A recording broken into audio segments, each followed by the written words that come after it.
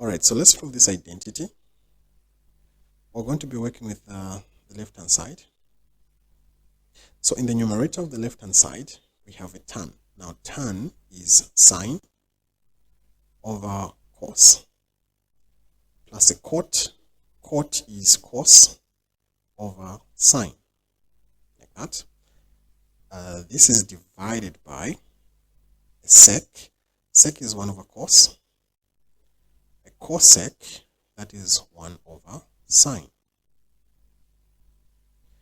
So the LCM of the numerator is sine and cos. So just a sine, cos.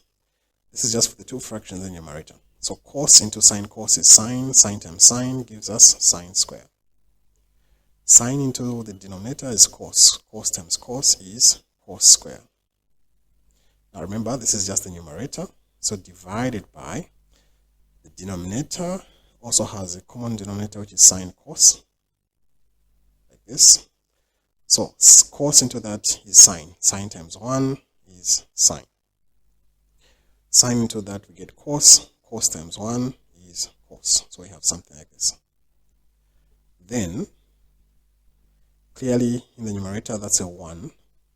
Sine square plus cos square is 1, divided by sine theta cos theta. Now, I can reciprocate this by multiplying. So this will be now sine theta cos theta divided by sine theta plus cos theta. So sine cos cancels sine cos, and this leaves us with 1 in the numerator divided by sine theta plus cos theta. So as shown.